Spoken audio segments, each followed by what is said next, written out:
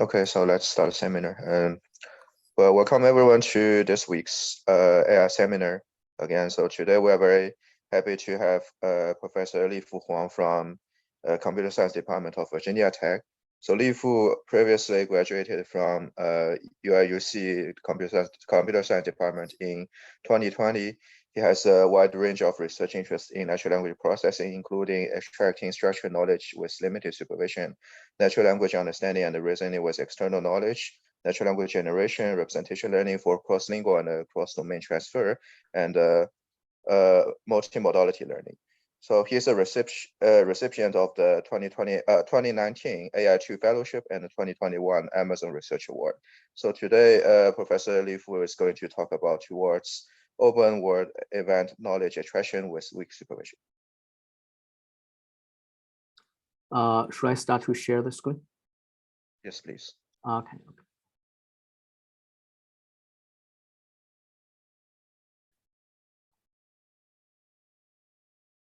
Can you see my screen well? Yes. Okay. Thanks, Muhal, for the very nice introduction, and thanks everyone for joining this talk. So I'm very happy to be here to share our recent research efforts on open world event knowledge extraction with weak supervision.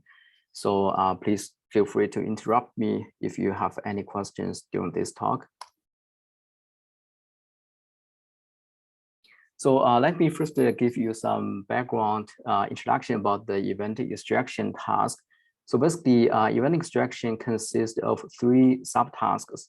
The first task is the event trigger detection, where each trigger is the word that hosts the main semantic content of the event mention. And for each event trigger, we also need to identify all the key participants as the arguments. And for each argument, we also need to predict an argument role that indicates the function or purpose of this participant.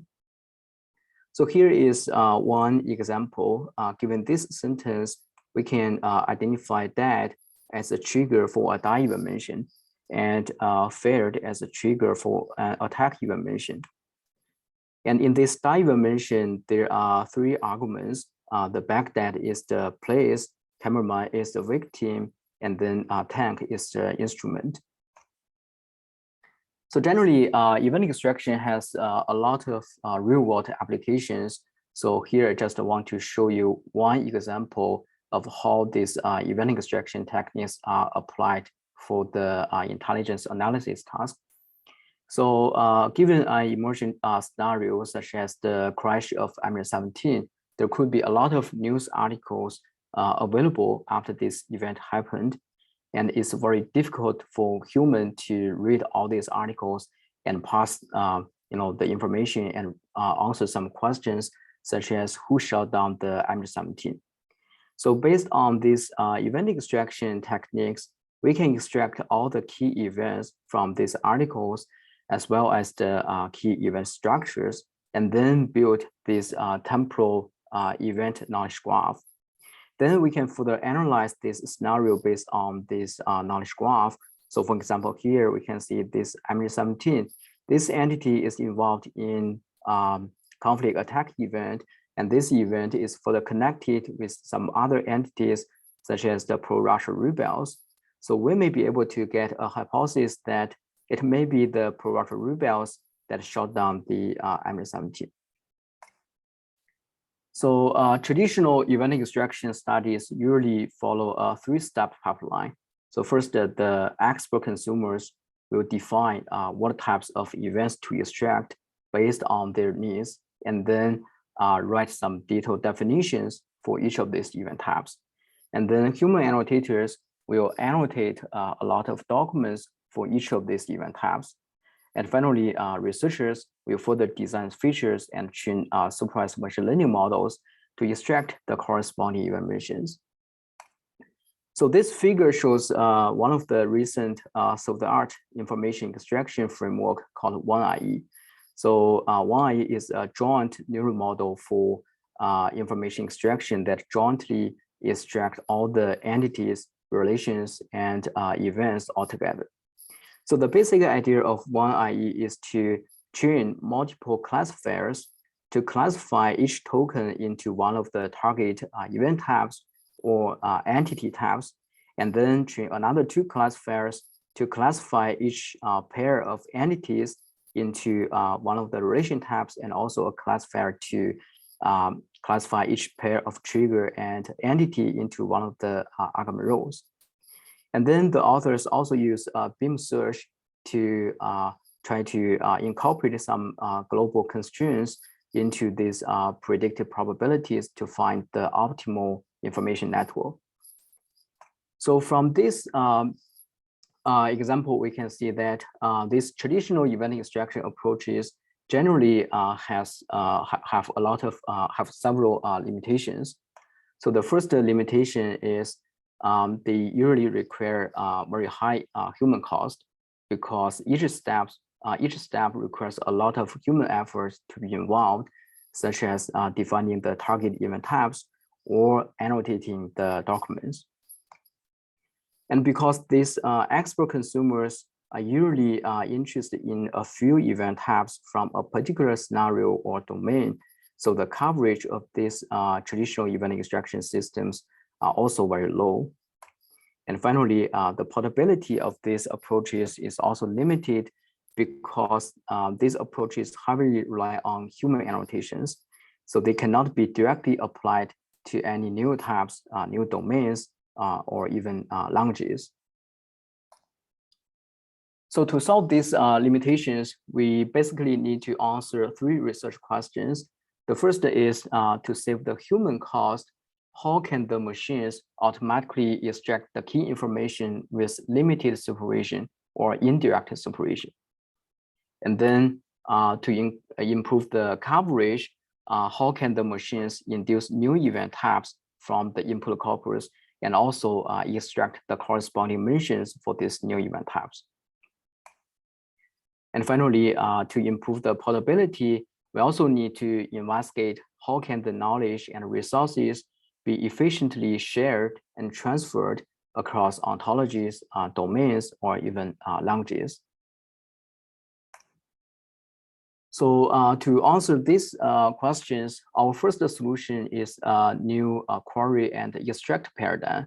So the basic idea of this query and extract paradigm is, so basically we will take each event type as a query to extract the corresponding event mentions from each input sentence.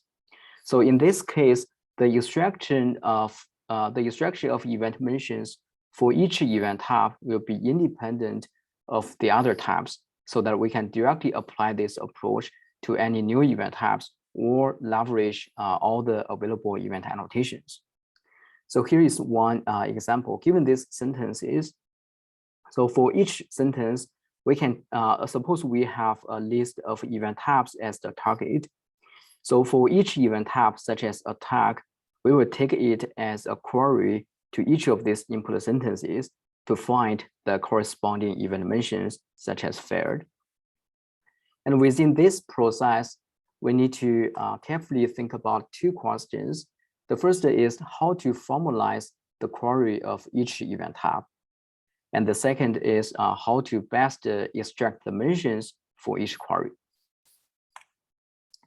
So based on this query and extract paradigm, so we designed this, we first designed this query-oriented binary decoding framework.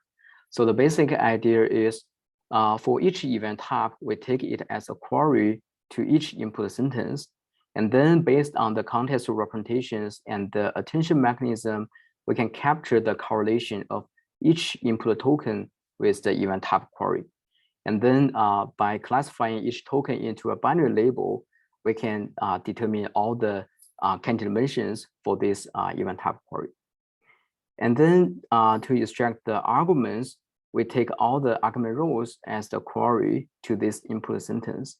And then we basically need to capture the correlation between each entity from this input sentence and each argument row from this query. So basically, by classifying each pair of entity and argument row into a binary label, we can extract all the arguments for each of these argument rows. So next, I will give you more details about this query and extract framework.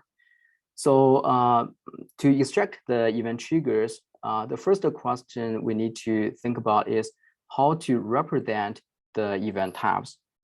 And we notice that the event type name is not enough to represent an event type due to the semantic ambiguity. So for example, meet can refer to an organized event or an action of getting together or matching. To disambiguate the meaning of these event types, we basically combine the type name with a few prototype triggers. So these prototype triggers are carefully selected from the annotated events in the training data set. So basically, for each token, we can compute a probability of this token being tagged as a trigger of a particular event type. Then based on these probabilities, we can further try to find the most representative prototype triggers for each event type.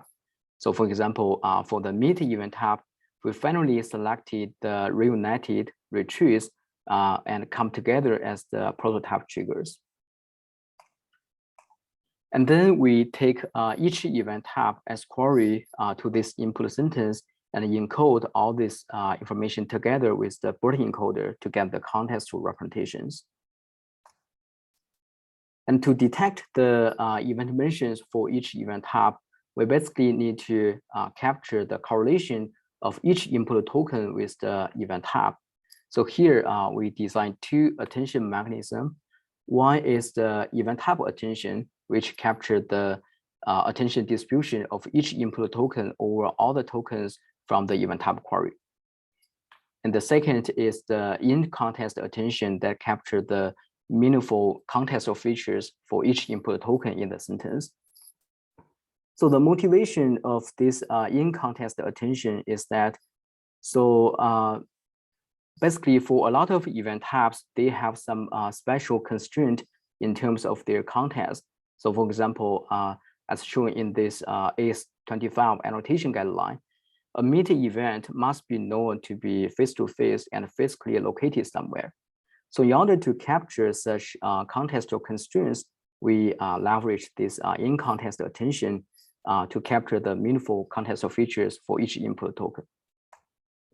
And then based on these two attention mechanisms, we can further classify each token into a binary label so that we can extract all the corresponding mentions from this input sentence to the event query. Yeah, so Lifu, just a quick question. For the in-context attention, how do you decide the boundary of the context? We basically compute this in-context attention between each input token with all the other tokens from the input sentence. Oh, so that's the entire input. Right, the entire sentence. Yeah.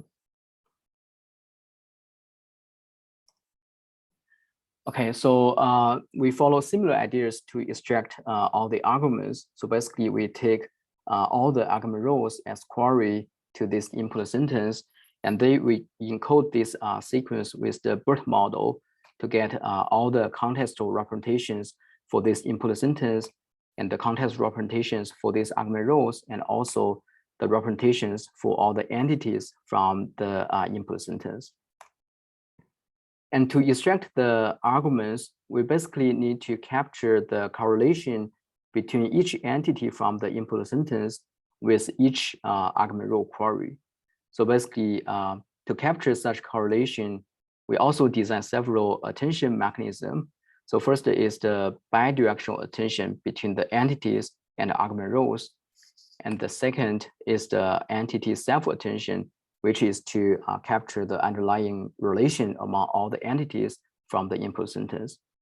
So the motivation of this entity self-attention is that, so basically, if we know that a person is located at this location, at this place, and then this person is also the attacker of an attack event, then it's very likely that this attack event happened in this location.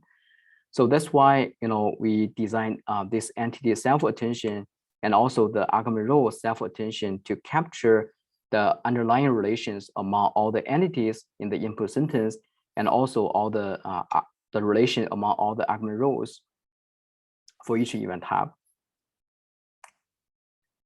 And then finally, we concatenate all this enriched context representation for each entity and argument row, and we classify each pair of them into a binary label, so that finally we can extract all the corresponding arguments for each argument row.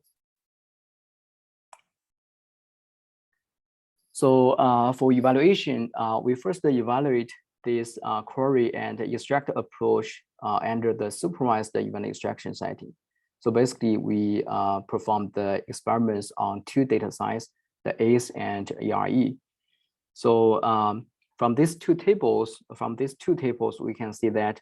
So basically, our approach can slightly outperform all these standard baselines on the ACE dataset, and also significantly outperform these baseline models on the ERE dataset.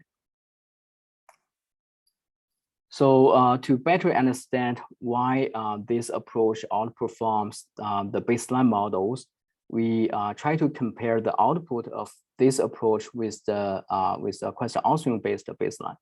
So basically, this question answering based baseline try to formulate a question for each event type and each argument row, and then the question answering process is basically trying to extract all the triggers and arguments. So the main difference between our approach and this question answering based baseline is that our approach relies more on the semantic coherence between each input token and each type query. So by comparing the outputs of our approach and the question answering based baseline, we observe that this approach is less sensitive to the event types with few annotations. And it can also detect event triggers that are rarely seen in the training dataset. And finally, because our approach try to understand the underlying relations among the entities and also the argument rows, it can also provide more consistent argument extraction results. And we also evaluate this approach under the zero-shot event extraction setting.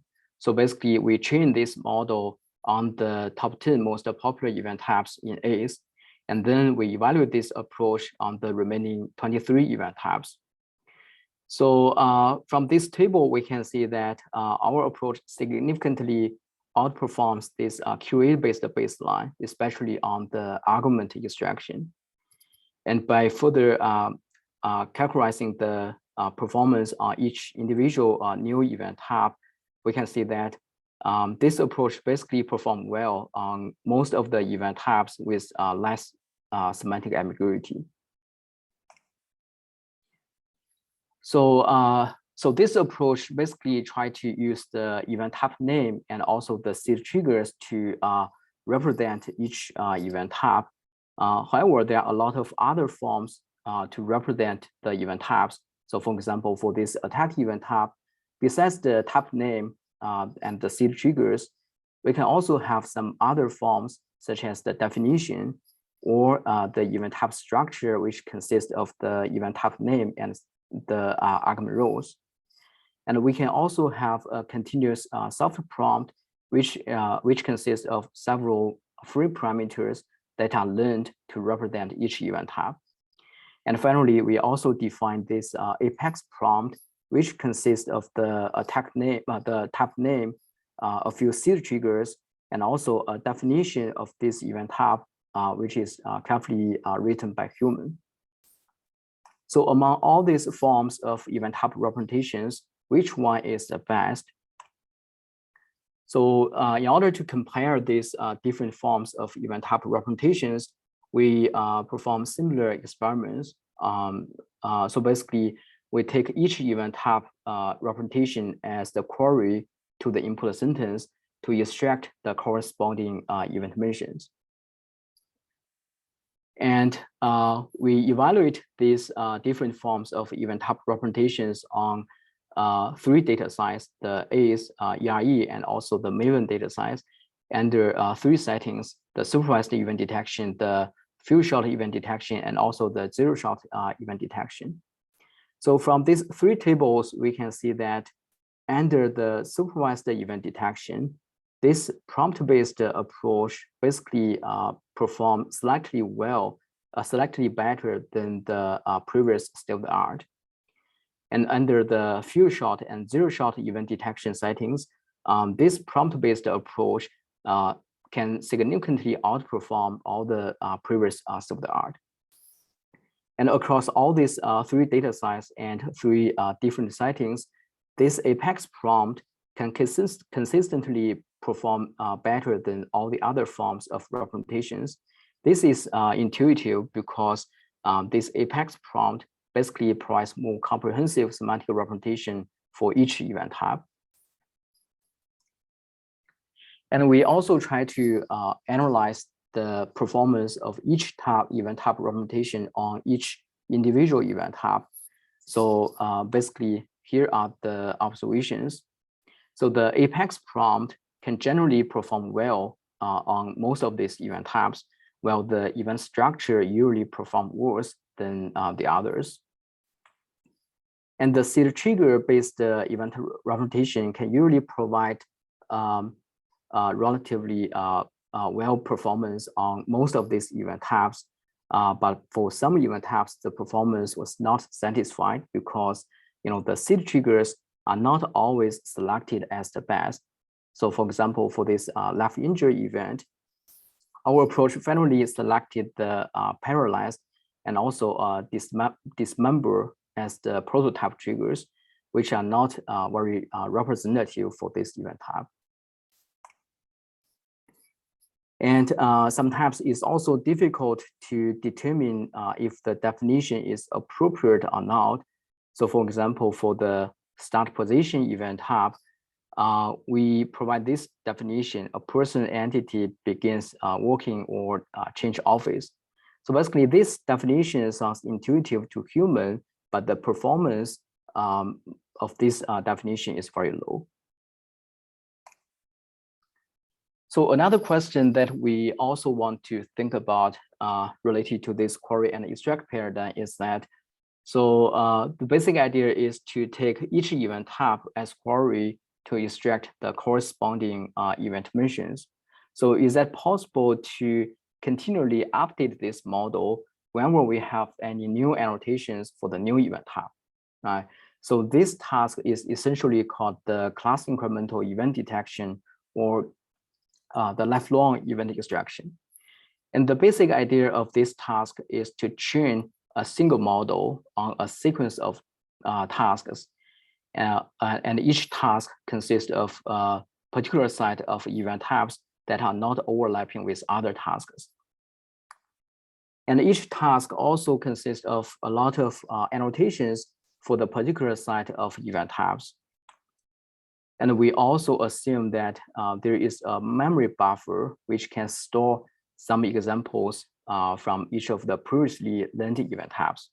So basically, this memory buffer is essentially designed to mitigate the catastrophic forgetting problem and try to encourage the model to retain the capability learned from the previous tasks.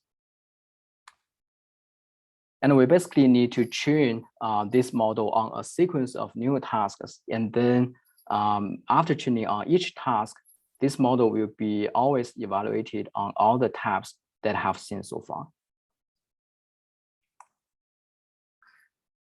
So to tackle this challenging problem and motivated by the query and extract paradigm, so we designed this episodic memory prompting framework. So the basic idea is when we train this model on a new task, such as the task DT, because this task contains a set of new event types, so we will first add and learn a new prompt vector for each of these new types. And in order to classify each span from the input sentence into one of the target types, so we combine 2 predictions.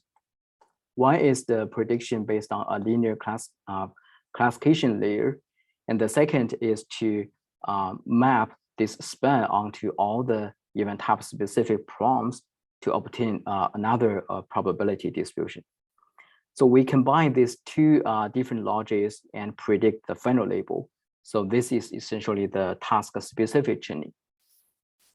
And to mitigate the catastrophic forgetting problem, we will always retrain this model on the examples saved for the old tasks and old tabs. So we have another experience replay objective. And to better encourage this model to retain the capability learned from the previous tabs, previous tasks, we also designed this prediction and feature level knowledge distillation, which is to encourage this new model to extract similar features and also provide similar predictions for each of the old samples. So in order to evaluate this catastrophic, this episodic memory prompting framework, we divide all the event types in ACE and Maven into 5 tasks, while each task contains a unique set of event types. And then when we test this model, we will always evaluate it on the entire test site containing all the event types, while taking the mentions of unseen types as the negative instances. So as this table shows, so basically this episodic memory prompting framework can significantly outperform all the previous continual learning baselines, especially on the later tasks. So to better understand how well this model retains the capability on old tabs, we also compare this model with state-of-the-art baseline method on the Maven dataset. So basically on each task, we evaluate this model on old tabs and new tabs separately. So by comparing these two solid lines and also two dotted lines, we can see that this episodic memory prompting can always perform consistently better than the baseline method, especially on this old tabs, which is shown by these two dotted lines.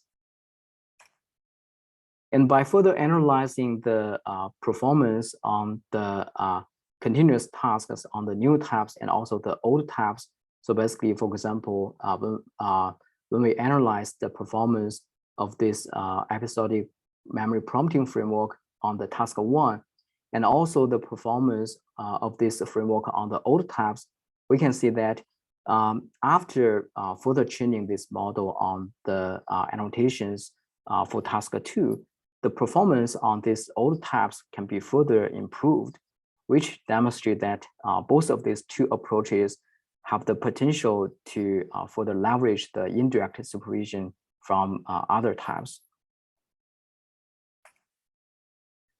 So here I want to summarize the pros and cons of this query and extract paradigm. So basically, this paradigm has shown much better quality and generalizability. So basically, it shows much better performance on all the supervised few-shot and zero-shot event extraction settings. And it also shows much higher flexibility because it can also be continually updated when new data or new event types stream in. However, we also noticed that this query and extract paradigm basically requires a higher computational cost. So with certain strategies, this paradigm takes about 30% more time for training and twice time cost for inference. So that's the first solution. Our second solution to save the human cost and improve the generalizability of the event extraction approaches is the self-training. So basically, event extraction suffers from very serious long tail problem. So as shown in this figure, about half of all the argument rows defined in the ACE25 dataset have less than 100 annotations, which are usually not enough to train the deep learning models. And it's usually very difficult to acquire the event annotations because it requires very deep understanding for each of the event types and argument rows, and also requires some linguistic background. So how to automatically acquire more annotations by leveraging the large-scale unlabeled data, and self-training will be one of the natural choices. So this figure basically shows a typical self-training framework, and it consists of two training stages. First is the supervised training. So basically, we will train a base IE model on this label data set. And the second stage is the self-training. So after we get this trained IE model, we will apply this model to perform inference on an unlabeled data set and to extract a lot of new event predictions. And then we further select a few confident predictions as the pseudo samples and add these pseudo samples back to the label dataset to further retrain this model. So this process will be repeated until this IE model cannot be further improved. However, such self-training standard self-training framework barely works for event extraction because the base event extraction models usually performs very poorly on many argument rows with less than 40% F-score. So that means most of the pseudo samples are very noisy to train a better event extraction model. Then the next question would be how to mitigate the noise introduced by these pseudo samples. So recently we proposed this self-training with gradient guidance framework. So similar as the traditional self-training, the first stage is also try to train a base event extraction model on the label data set. And then for the second stage, after performing the inference on the unlabeled data set and extract the new events, instead of directly selecting pseudo samples, we introduce a scoring model, which is to estimate a correctness score for each of these new event prediction. And then these new event predictions, together with their correctness scores, will be fed as the pseudo samples to retrain this event extraction model. So basically, these correctness scores will be used as guidance to the gradient learning of this event extraction model on these pseudo samples. So next, I will give you more details about the scoring model and also the gradient guidance self-training strategy. So the scoring model is basically designed to estimate the correctness of each event prediction on the unlabeled data set. And here we propose to leverage the AMR parsing. So the basic motivation is that the event structures are commonly compatible with the AMR structures, based on which we can further estimate a correctness score for each of these event prediction. And here we can see some examples. So given this sentence, suppose we have identified the candidate trigger killed and also a particular entity, weapon entity against. And then by applying the AMR parsing, we can further extract the AMR parse between killed and against. And we can see that the semantics of this AMR parse is strongly aligned with the semantics of the argument row, the instrument.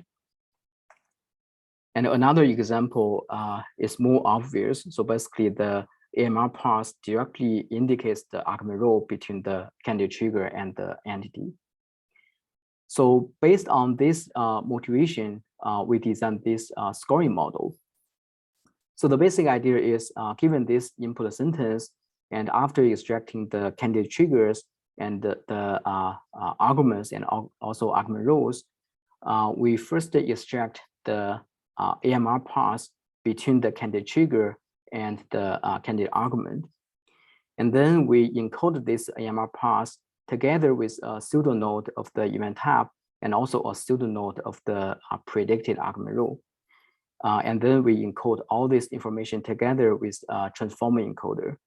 And then we can finally estimate a score to indicate the compatibility between this AMR parse and the predicted event type and argument row. And then we further leverage this correctness score as the guidance to the self-training of the model on each pseudo example. So as shown in this objective, so basically on each pseudo sample, we can first compute the gradients of the event extraction model. And then we further transform the correctness score into the range of -1 to 1. So here, 1 indicates that the predicted label is very likely to be correct, and -1 implies that the predicted label is very likely to be incorrect. And then we multiply this correctness score to the gradients to update the direction and the magnitude. So here, this figure shows a dummy example to illustrate this motivation. So basically, suppose this star shows the globally optimal point for the event extraction model. And suppose G1 and G2 are the gradients computed on 2 pseudo samples. And because the prediction of these 2 pseudo samples may not be correct, so for example, for the first example, if the prediction is not correct, the gradients, especially the direction of these gradients, could be very different from the globally optimal point. So after applying these compatibility scores, so for example, if we can correctly estimate that the predicted label for example 1 is not correct, then the compatibility score will be close to -1. And then by multiplying this score, we can further enforce the gradients to be optimized to the opposite direction. And similarly, for the second example, if the scoring model indicates that the confidence for the predicted label is not strong, then we can further, by multiplying this correctness score, we can further reduce the magnitude of these gradients. So that's the basic idea of this self-training with gradient guidance. And we, for evaluation, we first evaluate the scoring model to see how well this model can distinguish the correct and incorrect argument row predictions.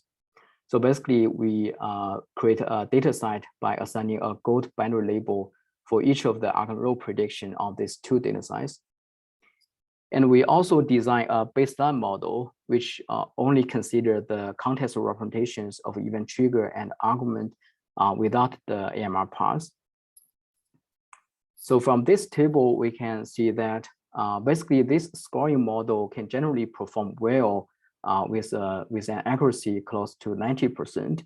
So it can basically provide high quality compatibility scores and confidence and guidance to the event extraction model.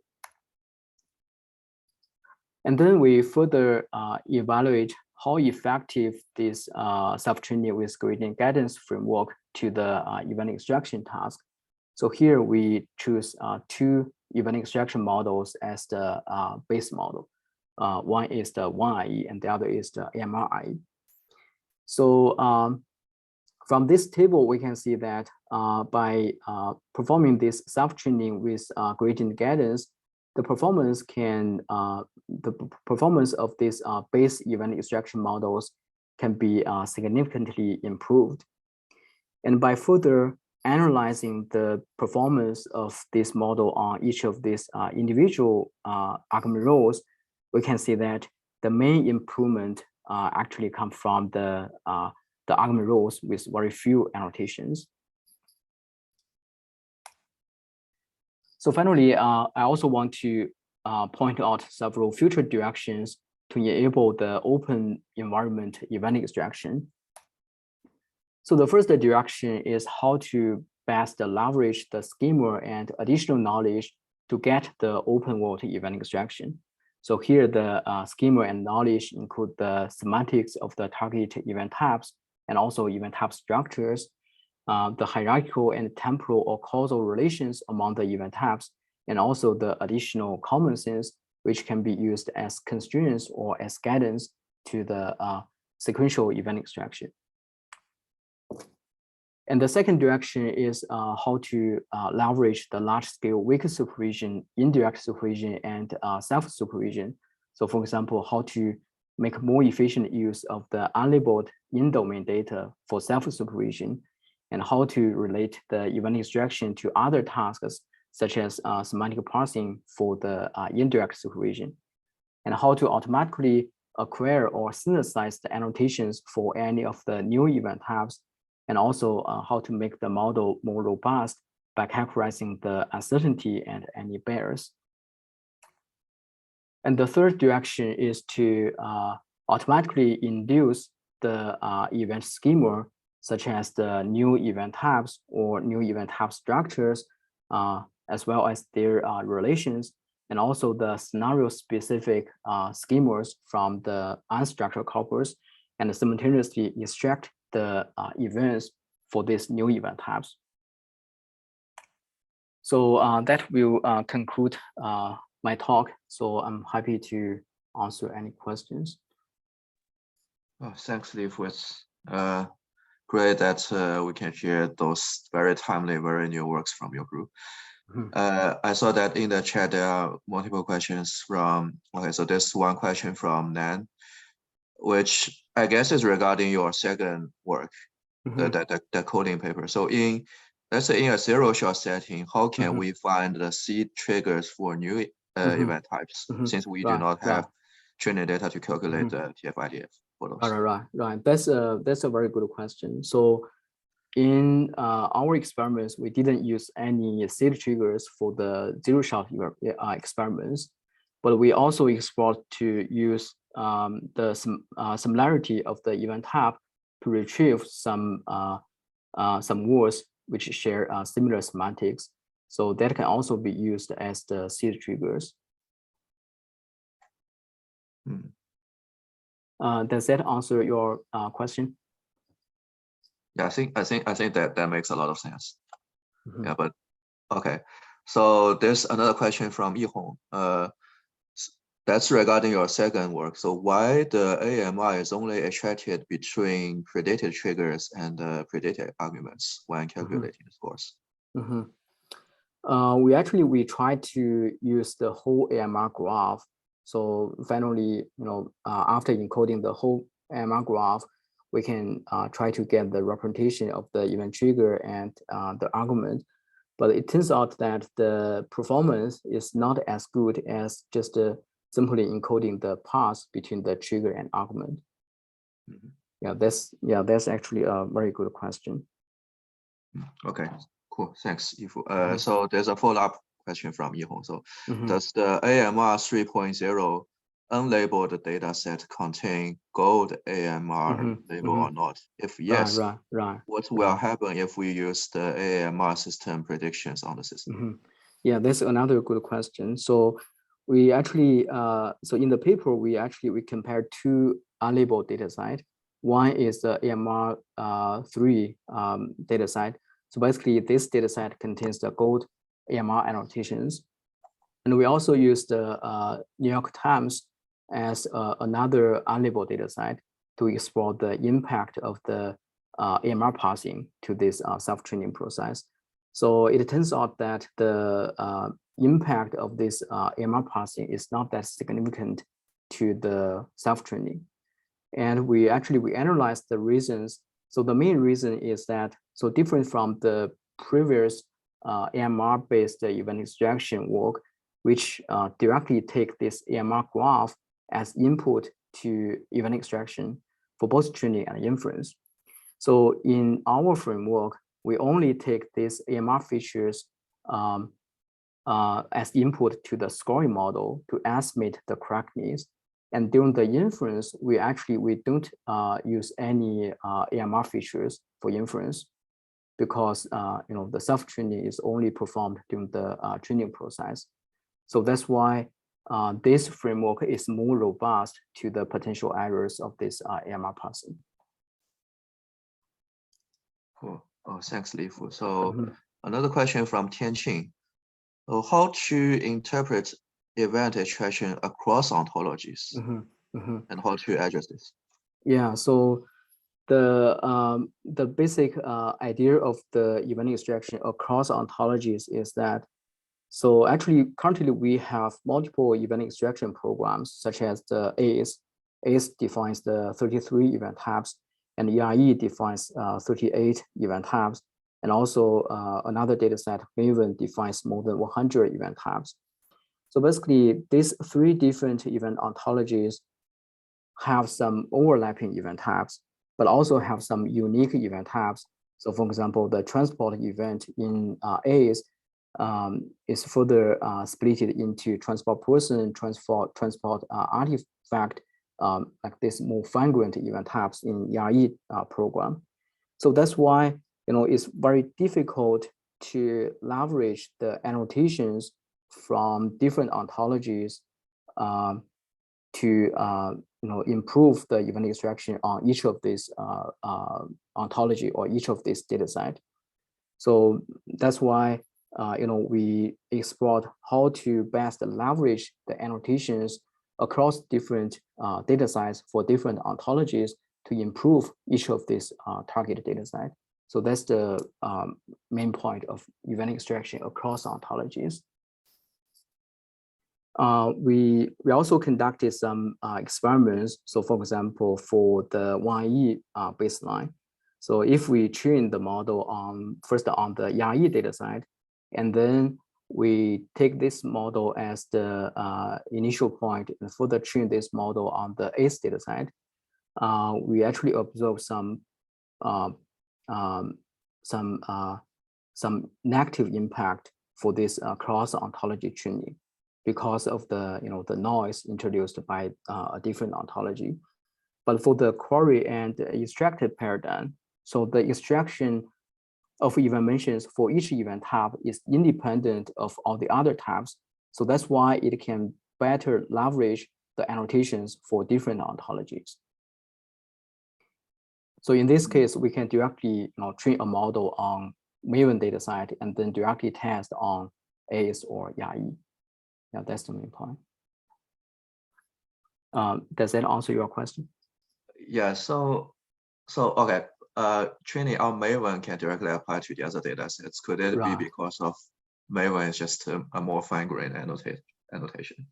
Right. You can also train a model on ACE and then apply to Maven. That's also possible.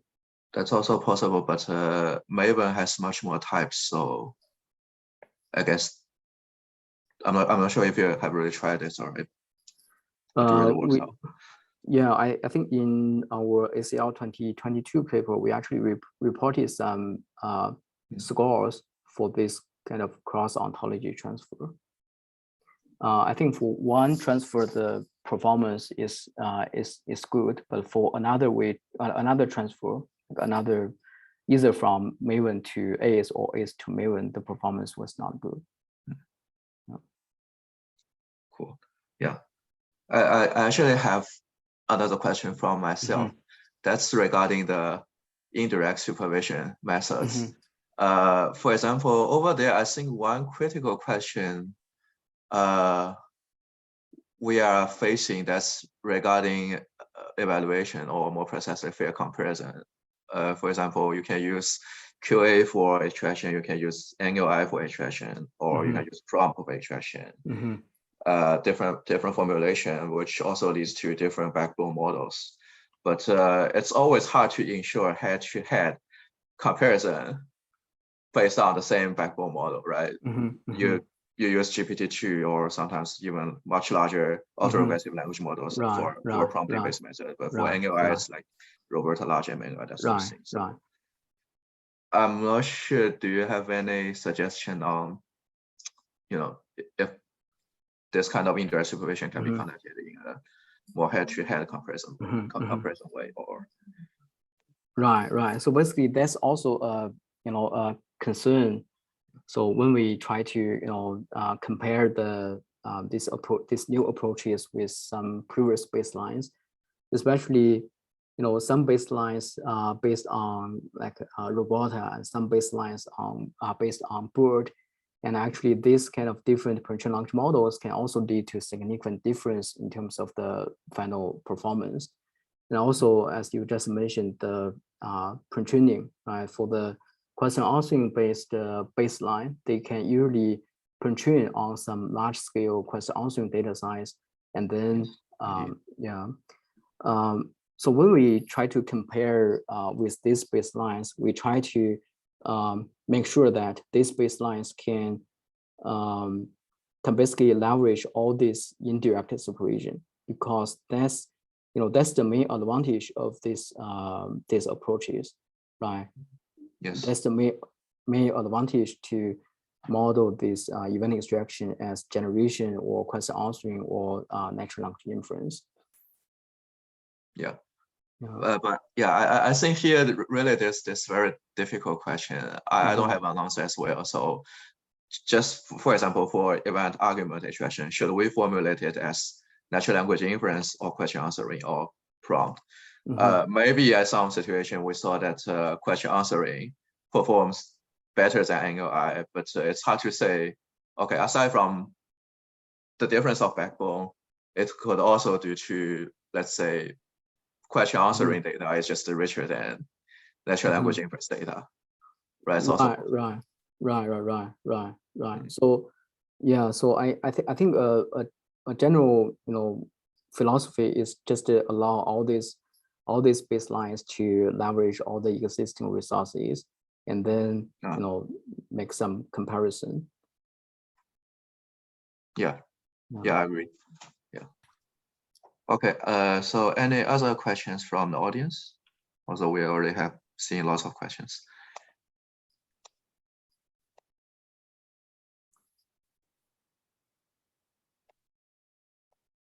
Okay, I do have more questions, but I guess we can continue the discussion on during the one-on-one meetings.